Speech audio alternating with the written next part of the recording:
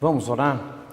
Senhor nosso Pai, novamente na Tua presença, Pai, aqui estamos como corpo de Cristo, estamos aqui Te louvando, Te adorando, porque somente o Senhor é digno de toda a honra e de toda a glória. Neste momento, Pai, que nós vamos meditar na Tua Palavra, nós suplicamos que Teu Espírito Santo, aqui presente entre nós, nos dê entendimento, nos dê sabedoria e nos dê forças para aplicarmos, Pai, esses princípios bíblicos em nossas vidas, na educação de nossos filhos.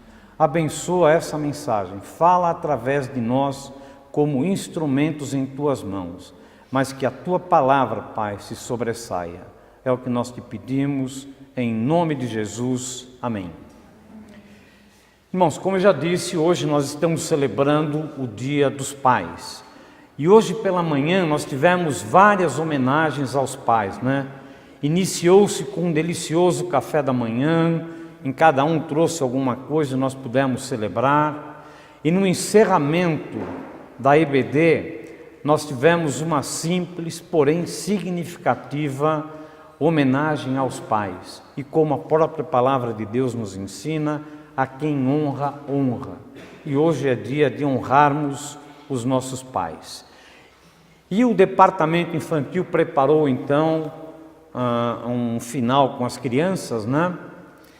E também com a ajuda da Silvânia, do irmão Armando e da Augusta, nós tivemos dois visitantes muito especiais hoje aqui, que foram dois fantoches, o Zeca e o Chico, pai e filho, né?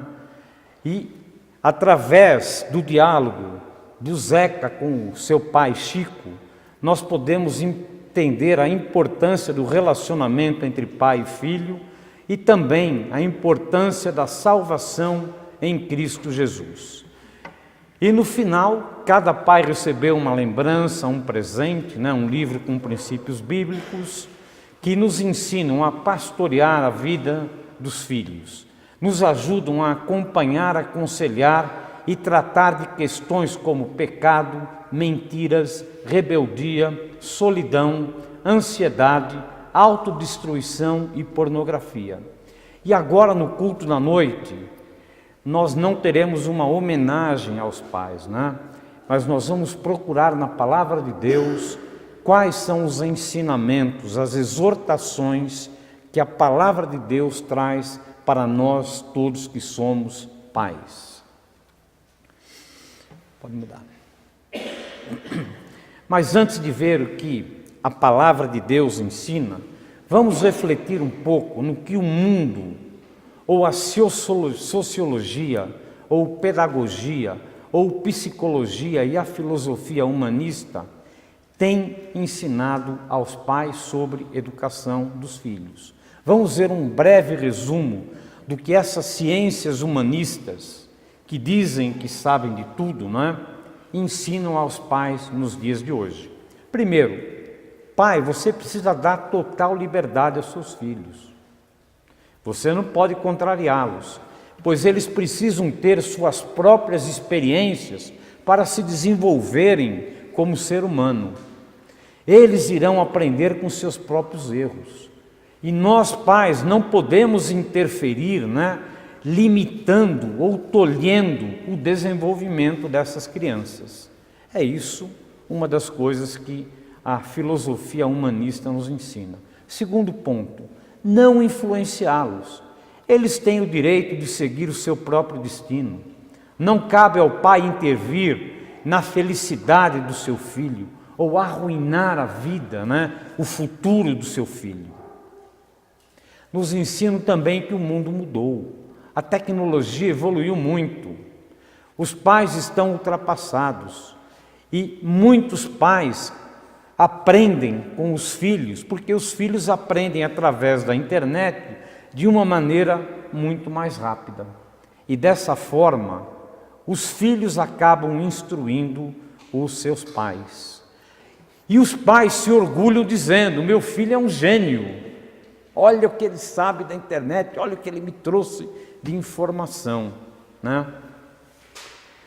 Outra coisa que eles ensinam também, não usar a vara para discipliná-los, porque isso, irmãos, traumatiza a criança.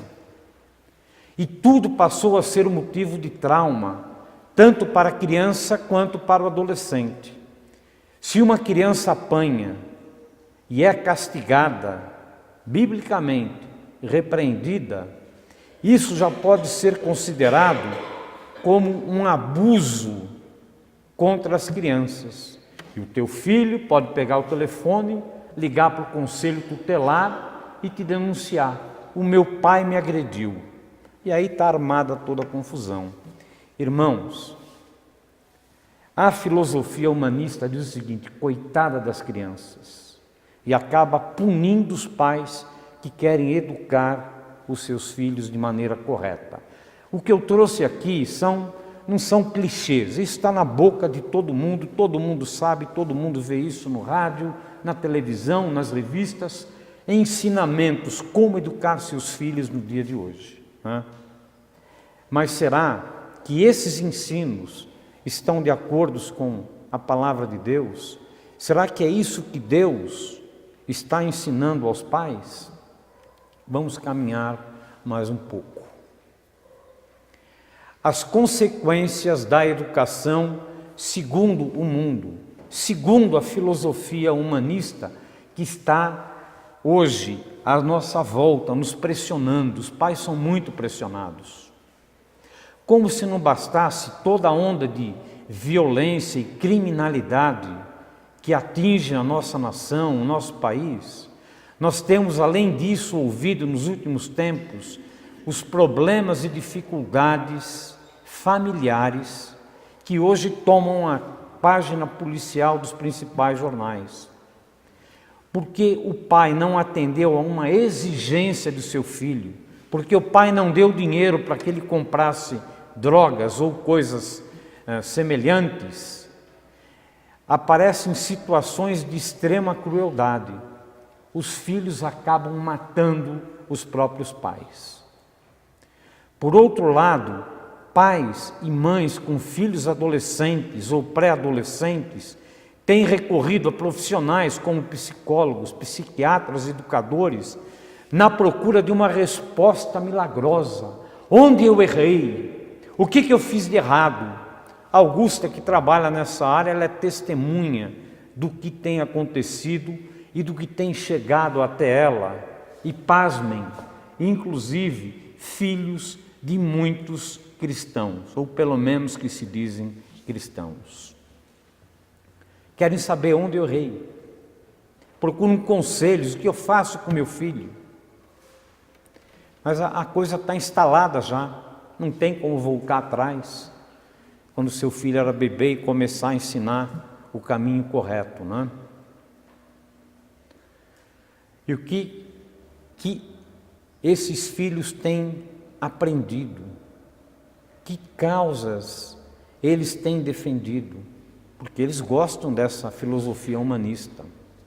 Mas eles acabam se revelando crianças ou adolescentes socialmente inadequados, não se enquadram na sociedade. Têm dificuldades de relacionamento interpessoal, problemas na adaptação na escola, problemas de aprendizagem. E as maiores queixas ficam então entre esses comportamentos sociais inadequados. E mais, a dificuldade de convivência familiar. Não é raro adolescente sair de casa. Não aguento mais meu pai e minha mãe. Não é raro ouvir isso. E a situação, irmãos, toma uma proporção muito maior, né? Eu já ouvi pais que se trancam no quarto na hora de dormir à noite, fecham com chave, com tranca, de medo que os filhos possam fazer alguma coisa aos pais durante a noite. Isso, irmãos, não estou querendo ser aqui o profeta do Apocalipse, é a realidade do nosso mundo hoje. Basta vocês se informarem. Pais que estão com medo de dormir com o filho adolescente em casa. A questão desses pais é: o que eu faço? Socorro, me ajudem, né? Augusta, o McBride, que trabalham nessa linha de frente, são testemunhas do que está acontecendo. O mundo está chegando num ponto tal de violência, de descrédito da família, de descrédito dos pais, que nunca se viu em tempos passados. Essa é a realidade. Mas vamos ver mais uma coisa, pode mudar. O que os filhos pensam do pai aos 7 anos de idade? Papai é grande, papai sabe tudo. Quem tem crianças pequenas em casa pode ter a felicidade de viver esse momento, né? Até os 7 anos de idade, a maior influência na vida da criança é o pai. Eles ouvem com atenção, respeitam o que ele diz, têm temor e seguem a sua orientação. Então, até os 7 anos, apesar de um bebezinho já mostrar que é contaminado pelo pecado e fazer suas birras, mas até os 7 anos de idade, o pai é o super-herói, o pai é o ídolo dessas crianças. Mas o tempo está passando, vamos evoluir mais um pouco. O que os filhos pensam do pai aos 14 anos? Papai se engana em certas coisas. Papai se engana em certas coisas. Aos 14 anos, já tendo passado algum tempo na escola, ouvindo outras vozes, outras orientações contrárias a dos seus pais, o adolescente fica em dúvida e questiona, o saber e o conhecimento do seu pai. Um adolescente cristão que vai para a escola, ele ouve do professor de ciências que esse negócio aí de criação é a história da carochinha, isso é coisa para criança pequena. Mas hoje, a ciência já provou que o homem descende do macaco e joga dentro da mente da criança, faz uma lavagem cerebral de que nós temos que aceitar a teoria da evolução. Criação, isso é coisa para bebê. O adolescente já sabe que não é assim. Ou seja, o pai, ele já não está muito certo das coisas que ele fala, porque o meu professor, o outro professor, todos os meus amigos na escola dizem que não, que o homem veio do macaco, e provam e falam em artigos científicos e tal. Só que ninguém fala que aqui no Brasil é assim. Não é em todo lugar que é imposta como educação a teoria da evolução. Por quê? A maioria dos grandes cientistas não creem na teoria da evolução, eles creem na criação. Só que a mídia não divulga isso. A mídia pende para o lado da teoria da evolução. Mas procure ler, conhecer, pesquisar na internet grandes cientistas, homens fantásticos, que não acreditam, porque não há uma lógica nessa coisa que o homem veio do macaco, né? Eu já citei várias vezes aqui um professor que nós tivemos lá no Palavra da Vida, que ele usa o exemplo para combater a teoria da evolução, o seguinte: o mundo hoje é perfeito, né? O ser humano é algo incrível, como funciona o coração, o cérebro. E quando ele olha para a natureza, o homem está querendo ir para Marte, já foi para a Lua, agora mandaram uma nave para o Sol, né?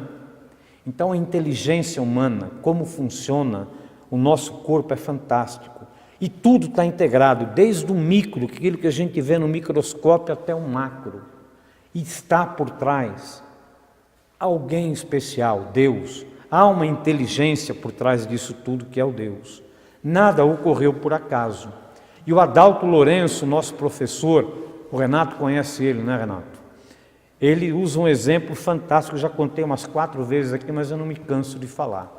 Imagine uma carreta carregada aí com laranja, farinha de trigo, fermento, embalagem, né? Correndo aqui na Dutra. Chega lá perto da Frum, onde trabalha o Valmir, todo dia tomba uma carreta, ela tomba e pega fogo. O que você espera encontrar nessa carreta? Uma miscelânea, uma meleca danada, né? Agora, quem acredita na teoria da evolução espera chegar lá e encontrar bolo empacotado pronto, porque tudo se misturou, aquele caos se transformou num bolo.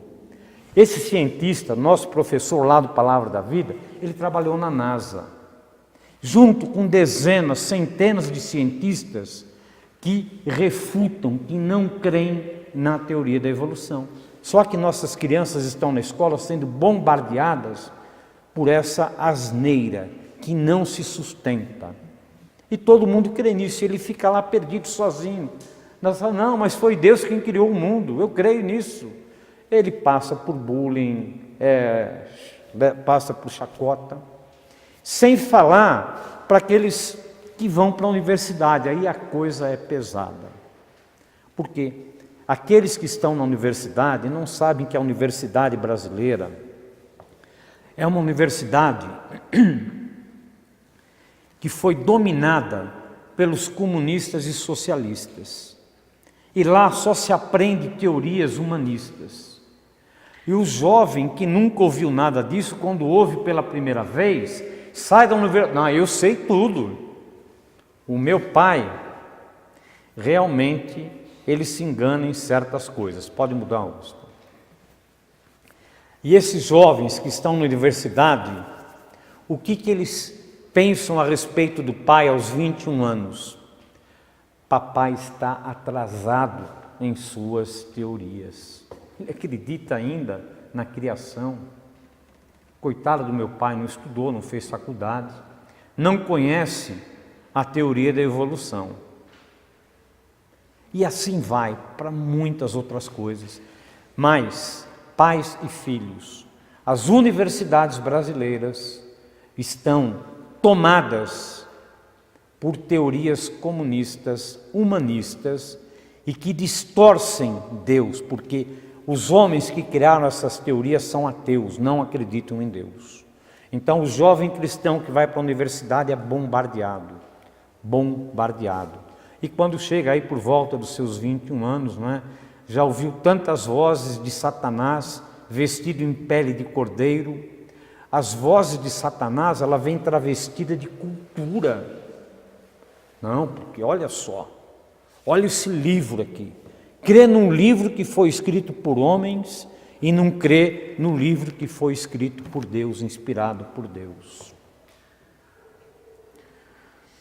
Já não creem mais em Deus ou na fé do seu pai. Para comprovar o que eu digo, basta visitar qualquer unidade da Fundação Casa, né, Augusto? A Fundação Casa, antiga FEBEM, e conversar com os adolescentes internos. Nós fizemos isso, eu creio que o McBrien também vive bem isso de perto, né? Muitos desses jovens que são presos na Fundação Casa são filhos de famílias cristãs. São filhos de famílias cristãs. Quando nós fomos lá cantar o louvor, todos conheciam a letra e sugeriam. Você aprendeu aqui na Fundação Casa? Não, aprendi quando eu ia para a igreja. Essa é uma realidade. Vamos avançar. O que os filhos pensam do pai aos 28 anos? Coroa não sabe de nada. Obrigado, Mike. O coroa não sabe de nada. Aos 28 anos, já formado na universidade, com um bom emprego, extremamente influenciados por vozes satânicas, vozes baseadas nas pseudo-ciências humanas. Nós temos que saber, irmãos, que muito do que a gente aprende na universidade, que tem o título de ciências humanas, não poderiam ser chamados de ciências, porque ciência é algo que você prova. 1 mais 1 é igual a 2 e ninguém discute. Mas as ciências humanas são teorias. Pode ser verdade ou pode não ser verdade, mas elas são vendidas na universidade como verdades absolutas. E os nossos filhos vão para lá e saem mais confusos ainda. E aos 20 anos, meu pai não sabe de nada. Meu pai é retrógrado.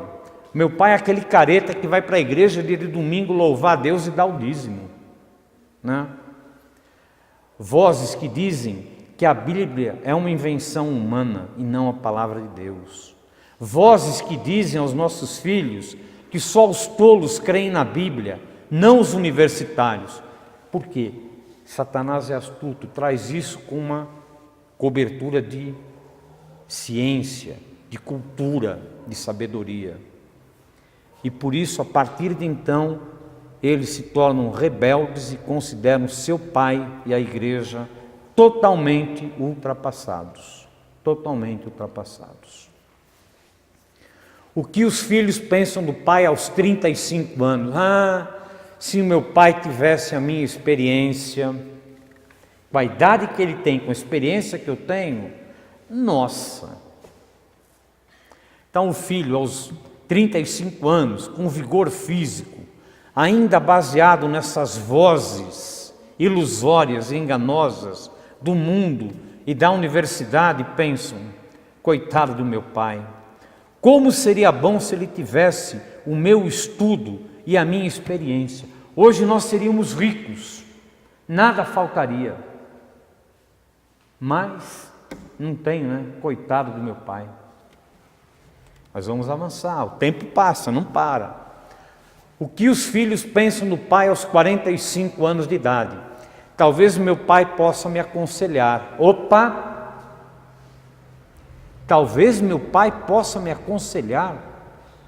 Aos 45 anos de idade, já com um pouco mais de experiência de vida, depois de ver seus projetos fracassarem, de enfrentar a maldade humana, dificuldades familiares, ele começa a lembrar do seu pai aos 45 anos.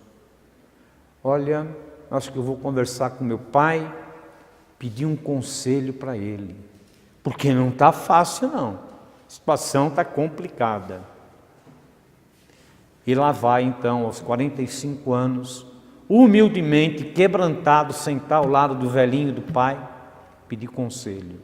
E o pai vai aconselhar. Mas não para aí. O tempo para o filho passa. O que os filhos pensam do pai aos 60 anos? Que pena papai ter morrido. Papai era um sábio. Por que não percebi isso antes? Eu falo isso com tristeza, irmãos. Aos 60 anos, já tendo vivido bem mais da metade da sua vida, enfrentando tantas decepções, perdas, né? Com as teorias humanistas, já calejado de tanto sofrimento, ele começa a parar para refletir na sua própria vida, na sua trajetória de vida.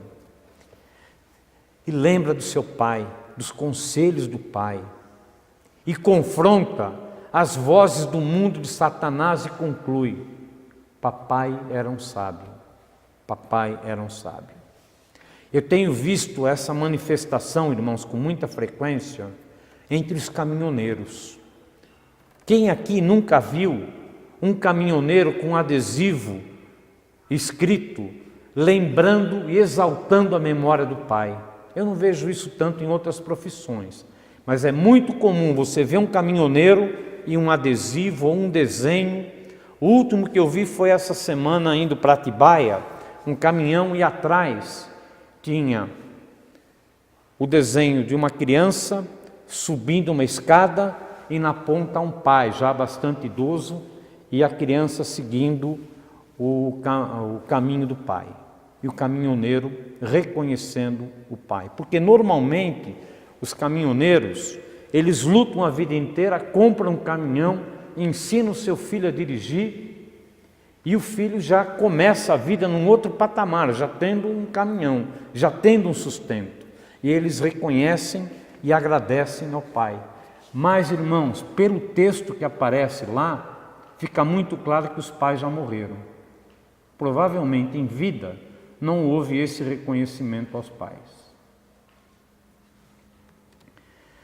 Nós vamos avançar. Vamos ler então novamente o texto-chave da nossa mensagem dessa noite, que é Deuteronômio 6, versículos 6 e 7. Eu peço que todos abram suas Bíblias. Deuteronômio 6, versículos 6 e 7.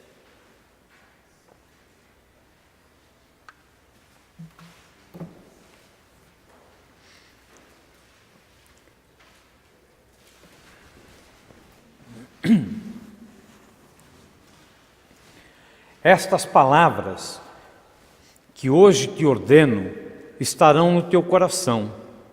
Tu as inculcarás a teus filhos e delas falarás assentado em tua casa, andando pelo caminho e ao deitar-te e ao levantar-te. Deuteronômio 6, 6 e 7.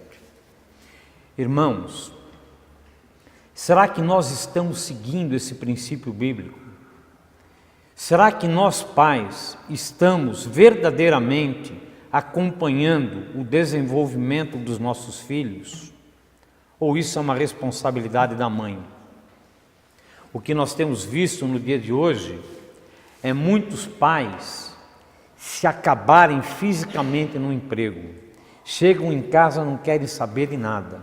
Aí ele chega em casa, vem a mulher, porque fulano fez isso, blá, blá, aí briga com a mulher, vai dormir e não tem conversa. Eles ficam alienados da educação, do acompanhamento de seus filhos. Essa é uma tragédia dos nossos dias, não só no mundo, mas dentro de igrejas cristãs também acontece isso. Mas pais, não se enganem, se você não se aproximar do seu filho, procurar lhe entender, ouvir com atenção o que ele está colocando, né? E lhe aconselhar, não tenha dúvida, outros vão fazer isso. Se você não se contrapor às vozes do mundo, você está correndo um sério risco de perder o seu filho. O seu filho pode estar morando junto com você na tua casa, mas está perdido. Você não é mais autoridade na vida dele, ele não te respeita mais. Esteja atento. Como se diz entre os adolescentes, chegue junto, pai, ainda é tempo. Chegue junto, porque o mundo está chegando. Se você bobear, se você vacilar, o mundo vai tomar conta do seu filho. Vamos avançar mais um pouco? Pai, seu filho pede socorro. Irmãos, eu sei que está muito difícil educar os filhos no dia de hoje. O mundo está realmente dominado pelo maligno em todas as áreas da vida. E já começa na pré-escola. A pré-escola é a primeira voz diferente do pai que o filho vai ouvir, né? E isso vai evoluindo. Ah, mas o meu filho está numa escola cristã, e daí qual é a diferença? Escola cristã. Você sabe quem é o professor que está dando aula? Você sabe se ele é cristão verdadeiramente? Sabe se ele tem uma vida de testemunho? Ou ele é um cristão de boca apenas? No ensino médio, na universidade, a mesma coisa acontece. E a mesma coisa acontece com teu filho quando ele vai para a casa de amigos e parentes, seja teu irmão, tua irmã, que não são cristãos. Ele vai ouvir vozes do mundo, vozes de Satanás travestido de coisa boa. Nossos filhos correm o risco de serem tragados e influenciados por essas vozes malignas.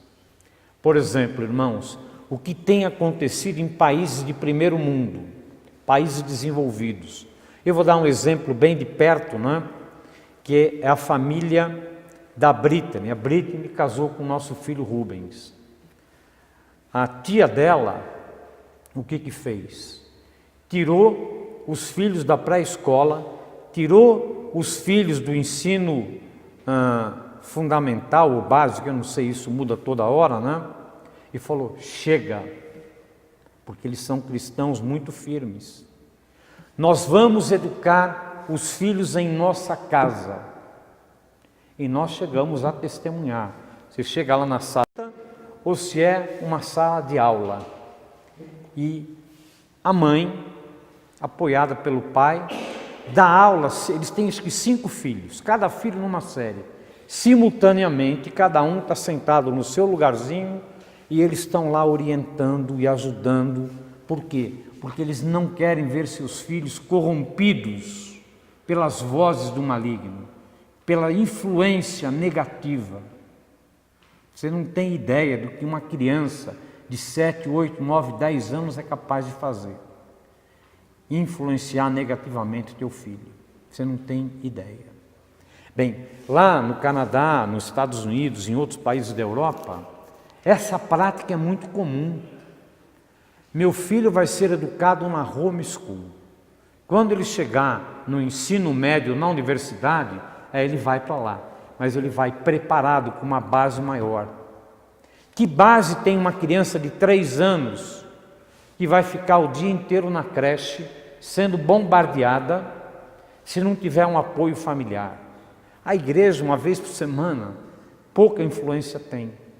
Tem alguma influência. Mas a influência diária numa creche, na pré-escola, no ensino básico, no ensino fundamental, é gigantesca. Então, em vários países isso já ocorre. Os pais cristãos não deixam mais o filho ir para a escola. Eles querem garantir a formação do caráter, né, da fé da criança dentro de casa.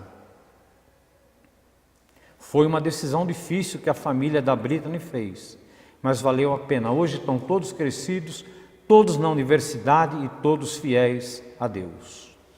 E por que eu estou trazendo isso, irmãos?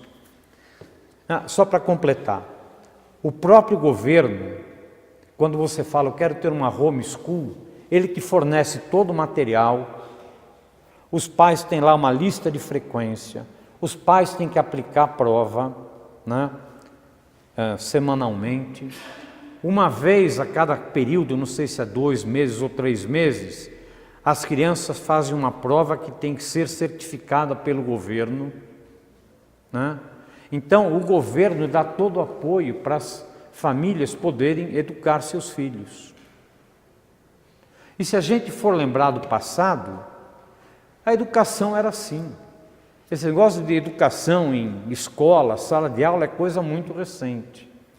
Os maiores filósofos, Sócrates e todos eles, que eu não lembro agora o nome de todos, eles eram educados individualmente, numa sala, uma pessoa. O apóstolo Paulo, ele foi educado por quem? Qual foi a grande escola que o apóstolo Paulo estudou? Um dos homens mais cultos e preparados daquela época. Falava vários idiomas. Foi educado pelo rabino Gamaliel, pelo mestre Gamaliel, né? Então, esses países estão trazendo de volta esse tipo de ensino. E por que eu estou trazendo esse assunto aqui no Dia dos Pais? Porque no próximo dia 30 de agosto, o Supremo Tribunal Federal vai votar se as famílias podem ou não implementar no Brasil o homeschool, ou seja, a escola em casa. Então está para ser votado dia 30 no Supremo Tribunal Federal, já está na pauta. E uma outra informação que eu já trouxe aqui. A PIBA está concluindo o acabamento de um edifício de 3 andares, 600 metros quadrados. Para quê? Para que os filhos possam ser educados no sistema homeschool lá na igreja. Então, se tem um pai que pode dar uma aula num dia e no outro dia vai outro pai, tem um grupinho de crianças lá. Não é uma escola, é educação baseada no homeschool. E a PIBA já tem convênio com várias escolas americanas que fornecem todo esse material. Nós não sabemos se vai ser aprovado ou não, né? Mas está em votação e num futuro breve, os membros lá da PIBA em Atibaia poderão, se Deus assim permitir, educar seus filhos no sistema homeschool, os pais e os filhos indo para a escola, lá naquele prédio e estudando lá. Vamos avançar mais um pouco. Pai, você tem filho, não importa se ele tem 2, 3, 4, 5, 6, 7, 8, 9, 10, 20, 21 anos. O seu filho está pedindo socorro. O seu filho pede socorro. Esteja atento à necessidade do seu filho. Eu estou falando para nós aqui, para nós. Nossos filhos pedem socorro. Nossos filhos pedem socorro. Creio nisso, irmãos.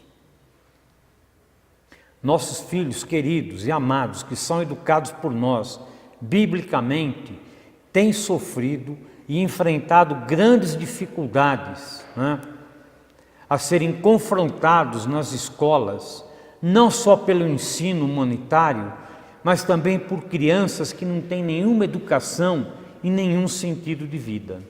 Eles estão buscando ajuda.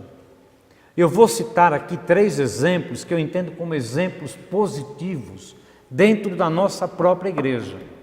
Primeiro exemplo, a Isabela, filha da Silvânia. Ela está sendo educada adequadamente em casa, na igreja, mas ela está sofrendo muito na escola. Ela tem 7 anos, está no primeiro ano, né? E todo domingo, quando eu encontro com ela, ou toda oportunidade que eu encontro com ela, ela vem. E ela está em conflito entre o bem e o mal. Na cabeça dela, todo mundo tinha que ter a educação que ela tem, né? Praticar o bem, não fazer mal para ninguém. E os colegas de escola, eu estou falando de crianças, irmão, de 7 anos de idade, chegam perto dela, quer namorar comigo? Ou para outras meninas, vão lá e tiram um beijo na marca, 7 anos de idade. Menino entrando abusivamente no banheiro das crianças, das meninas, 7 anos de idade. Quer namorar comigo? Me dá um beijo. Esses mesmos brigam um com o outro, dão um péssimo exemplo, brigam com o professor, não respeitam o professor aos 7 anos de idade. A Isabela, em sua pureza, tem me procurado para quê? Para pedir a oração pelos coleguinhas, para que eles sejam salvos do mal. Se você tem filho pequeno, ele vai chegar aos 7 anos. E o que está acontecendo hoje com a Isabela, vai acontecer com teu filho. Esteja ligado, esteja atento o que é que seu filho está passando.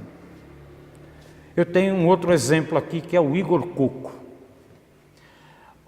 O Igor, quando a gente tem a oportunidade de conversar, ele me apresenta questões filosóficas sobre a vida que é difícil para um adulto responder.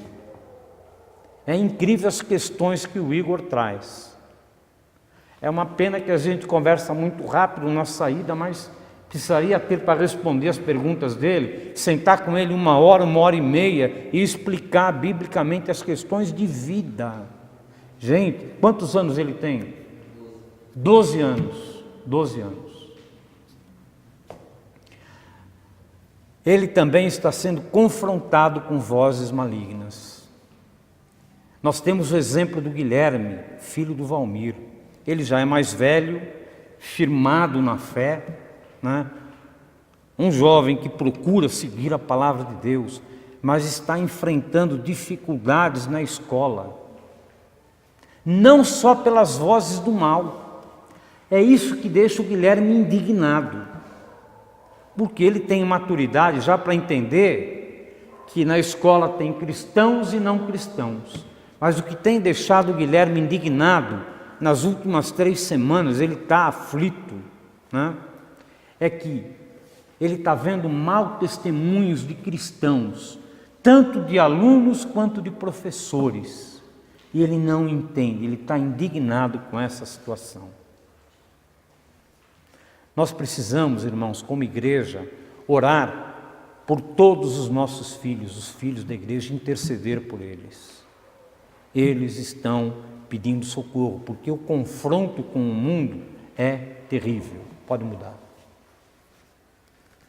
Pai, qual o legado que você deixará para os seus filhos? Irmãos, o legado que nós deixamos para nossos filhos depende muito mais do nosso exemplo do que das nossas palavras. Eu vou repetir. O maior legado que nós deixamos para os nossos filhos depende muito mais do nosso exemplo do que de nossas palavras. O que você tem pensado em legado? Eu vou deixar um nome honrado ou um nome desonrado? Eu vou deixar propriedades e carro ou vou deixar estudo e sabedoria? Eu vou deixar exemplo de obediência a Deus ou um exemplo de desobediência a Deus? Eu vou deixar para o meu filho um exemplo de disciplina ou de negligência? Um exemplo de egoísmo ou de generosidade? Um exemplo de fé e oração ou um exemplo de descrença? Como pai você tem educado seus filhos? Apenas com as palavras? Faça o que eu falo e não o que eu faço? Ou você tem sido um exemplo como pai, um exemplo de cristão? Você tem orado pelo teu filho, tem levantado cedo e orado pelo teu filho, pelos teus filhos? Esse é o legado que nós podemos deixar. Pode mudar. Nós temos 3 exemplos bíblicos. Primeiro, o legado de Jó. Jó deixou um legado de fé e oração. Jó os santificava, os seus filhos, e levantando-se de madrugada oferecia holocaustos segundo o número de todos eles.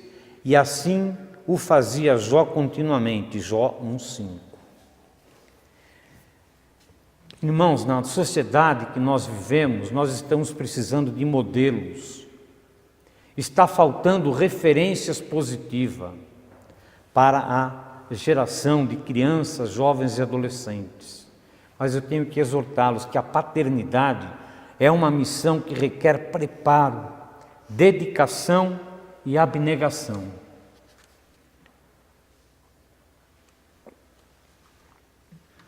A paternidade responsável é uma das maiores carências dos nossos dias. Sem a figura paterna, a família fica acéfala, sem cérebro, né? Dá para imaginar um corpo sem cérebro? Então, sem a figura paterna, a família fica acéfala e enfrenta gigantescas dificuldades para superar a sua ausência. A Bíblia nos afirma que Jó intercedia continuamente por seus filhos, levantando-se de madrugada. Jó morava num local, seus filhos em outros locais, dentro da mesma área que era da família. E os filhos, já casados, davam festas. Ele se levantava de madrugada para oferecer holocausto a Deus, que era a maneira de pedir perdão naquela época, se porventura um filho seu havia cometido algum pecado. Então ele se antecipava e ia lá oferecer sacrifício, levantando-se de madrugada. Que exemplo para nós pais.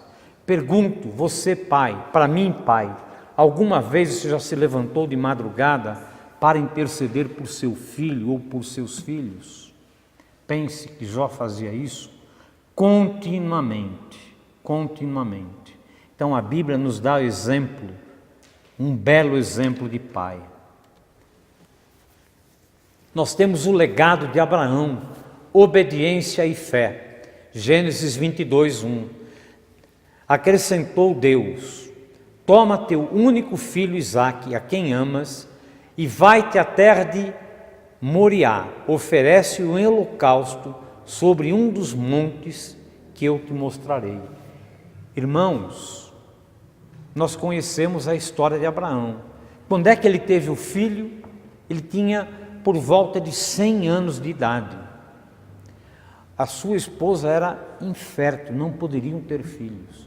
E Deus concedeu um filho quando ele tinha perto de 100 anos de idade.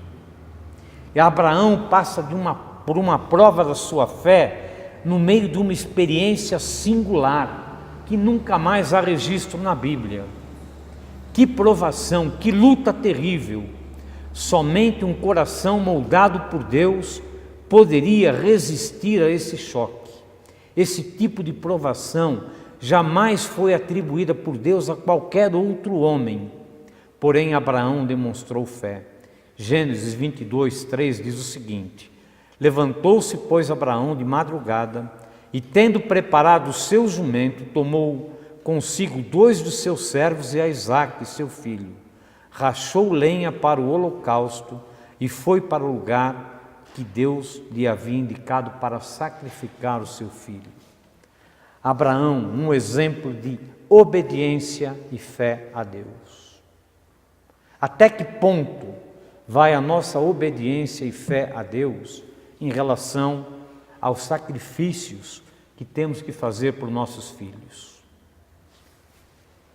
Mas a Bíblia também nos traz inúmeros exemplos de pais negativos. Nós temos, por exemplo, o legado de Eli. Foi um legado de negligência. Quem era Eli? Ele era o sacerdote, né? O que diz 1 Samuel 2, 22 e 3, 13? Era, porém, Eli já muito velho, e ouvia tudo quanto seus filhos faziam a todo Israel, porque seus filhos se fizeram execráveis, e ele não os repreendeu. Os seus filhos se fizeram execráveis, e eles não os repreendeu. Os filhos de Eli eram Ofni e Finéias. Eram maus exemplos de sacerdotes. Eles deveriam continuar sendo sacerdotes, né, no lugar do pai. Só que eles não tinham a vida consagrada ao serviço de Deus. Pelo contrário, viviam na prática de pecado abertamente. Ofni e Finéias eram ímpios, adúlteros, desobedientes e irresponsáveis. Adulteravam no templo. Eli, como pai, não os repreendeu veementemente, levando-os ao arrependimento e consagração de suas vidas. E como líder do tabernáculo, não os expulsou, honrando ao Senhor. Ao invés, encobriu os seus pecados, e isso foi terrível. Eli não conseguiu impedir que seus filhos blasfemassem contra o Senhor. Eles se tornaram culpados de imoralidade e apostasia. Nós sabemos o final de Eli e dos seus filhos. Podemos avançar. O grande legado do pai. E estas palavras que hoje te ordeno estarão no teu coração. Tu as inculcarás a teus filhos, e delas falarás assentado em tua casa, andando pelo caminho, e ao deitar-te e ao levantar-te. Deuteronômio 6, versículos 6 e 7. Irmãos, o exemplo de Eli, dos filhos de Eli, eles estão presentes nos dias de hoje. Nossos filhos pedem socorro e muitas vezes nós nos fazemos de surdo e desobedecemos a palavra de Deus. E outras vezes fazemos pior, somos egoístas e só fazemos aquilo que nos interessa, os filhos que se quebrem. Para mim, o importante é dinheiro, futebol, churrasco, pescaria e os amigos. Quanto tempo você gasta por semana com o teu filho? Lembre-se, teu filho pede socorro. Nós, agindo dessa forma, passamos a vida negligenciando o ensino dos filhos, assim como fez Eli. E delegamos essa função às mães, à escola, ou à escola bíblica dominical. Nós estamos nos enganando, achando que está tudo bem. Mas, irmãos, não está tudo bem. Nossos filhos estão pedindo socorro. Nossos filhos pedem socorro. Eu pergunto, alguma vez você já procurou saber os problemas mais íntimos que seus filhos estão passando? Os confrontos com as vozes mundanas que ele está enfrentando? Você está mostrando para ele o que diz a Bíblia? Você está sendo como Abraão, obediente e fiel? Você está sendo como Jó, um homem de oração? Pode mudar o rosto. O grande legado. Pai, se você quer ajudar a seu filho a filtrar as vozes de Satanás, gaste tempo com ele, ou usando uma linguagem que eles entendem muito bem, chegue junto do teu filho, ainda há tempo. Chegue junto do teu filho. Amém? Eu quero chamar todos os pais aqui à frente. Nós vamos nesse momento interceder pela vida de todos os pais, pedindo que Deus dê sabedoria, entendimento para poder assumir a responsabilidade de educar os seus filhos. Vamos descer todos aqui? Vamos lá. Senhor nosso Pai, nesse momento, depois de ouvirmos a Tua palavra, nós nos colocamos humildemente diante de Ti, reconhecendo, Pai, que nós temos falhado. O Senhor nos deu um presente, o Senhor nos deixou algo importante para a nossa vida, que são filhos. E nós somos muito gratos por o Senhor ter nos dado esses filhos. Mas nós, Pai, por algum motivo, não estamos fazendo tudo aquilo que poderíamos fazer para zelar pela vida dos nossos filhos, pela integridade, para fortalecer a fé dos nossos filhos. Nós reconhecemos isso, Pai, todos nós. E nesse momento nós clamamos a Ti humildemente. Tem misericórdia de nós. Nós clamamos a força do Teu Espírito Santo para nos ajudar a cumprir o nosso papel e deixar um legado para os nossos filhos, Pai.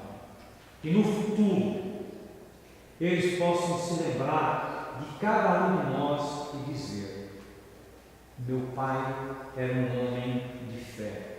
O meu pai me ensinou o caminho correto. O meu pai me auxiliou a vencer as vozes do mundo, as vozes de Satanás. Eu quero clamar agora, Pai, pelo irmão Armando. Ele tem filhos e tem netos. Continue dando a ele, Pai, força para que ele possa guiar toda a família de acordo com a Tua palavra. Eu intercedo também pelo Luiz, Pai. Dê sabedoria a ele, dê entendimento, comprometimento, para que ele possa educar filhas e netos. Eu clamo também pelo Renato, Pai. Por favor, Pai, socorra o Renato, dê a ele sabedoria, dê a ele a firmeza necessária para educar os seus filhos. Eu quero clamar também pelo Benega, Pai, clamar pela vida dele, pela salvação dele, que ele possa, baseado na Tua palavra, Pai, educar também os seus filhos. Eu quero clamar pelo Rinaldo, Pai, que ele possa também ter a sabedoria necessária, que ele possa continuar seus estudos da palavra e que ele possa, Pai, ser um exemplo para suas filhas, Pai. Abençoa também o Rinaldo. Eu quero interceder também, Pai, pelo Kleber. Dê a ele a força necessária para enfrentar os desafios e que ele possa cuidar dessa família linda, dos filhos que ele tem, Pai. Abençoa a vida do Kleber. Eu quero interceder pelo Marco Brian, que tem filhos tão pequenos ainda, mas desde pequenininhos estão aqui voltados para a Tua palavra. Essas crianças têm o Marco Brian como ídolo, como referência. Que o Marco Brian, Pai, ele não vacile em nenhum instante da sua vida e ser um exemplo para os seus filhos. Eu quero interceder pelo Valmir, Pai. O Valmir tem dedicado a sua vida ao ministério, Pai. Tem enfrentado desafios grandes. E tem o Guilherme, que já é praticamente um adulto. E o Guilherme tem demonstrado que ele é um jovem de fé. Ele conhece a Tua palavra e quer seguir. Dê sabedoria, Pai, ao Guilherme, para procurar o seu pai, para procurar os irmãos da igreja, buscando orientações, Pai. Por favor. Nós queremos clamar também pelo Fábio, que tem uma filha pequenininha, Pai. E essa filha, ele é a referência da filha. Ela sente alegria de dizer que ela é a cara do Pai. Que ele possa ser também um exemplo de fé, não só um exemplo de semelhança física. Ajuda o Fábio a procurar cada vez mais, Senhor, de buscar, de conhecer, para que Ele possa cuidar da pequena Gigi. Eu quero também interceder pela vida do Clériston, Pai. Clériston tem buscado te conhecer, se aproximar de Ti. O Senhor tem dado a ele também uma família linda, uma família bela. Nós agradecemos pela Cariquiele, pelo Gustavo, pelo Augusto. E o Clériston, Pai, ele também possa ser uma referência para a sua família, uma referência de fé e uma referência de obediência. Pai, eu clamo mais uma vez, tem misericórdia de todos nós, nos ajuda a cumprir o nosso papel de Pai. Eu oro em nome de Teu Filho amado. Amém. Amém.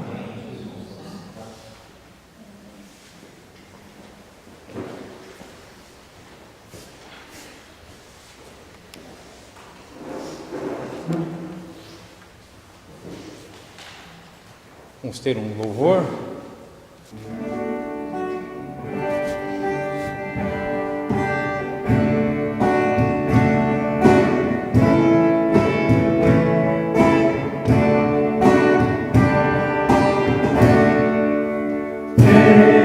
Jesus amigo temos, mais chegado que um irmão. Ele manda que levemos tudo a Deus em oração.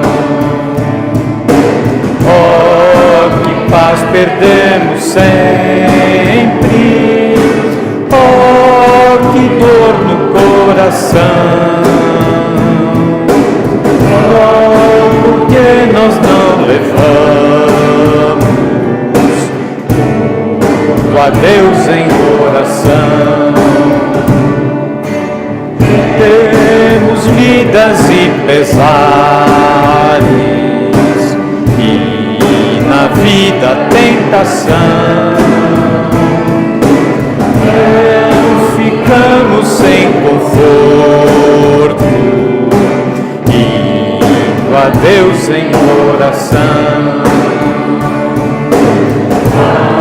Haverá um outro amigo de tão grande compaixão. Os contritos Jesus Cristo sempre atendem oração. E se nós desfalecermos, estende-nos a mão, nos a força e refúgio em oração. Este mundo nos despreza, Cristo é nosso em oração. Braços nos acolhe e nos dá consolação.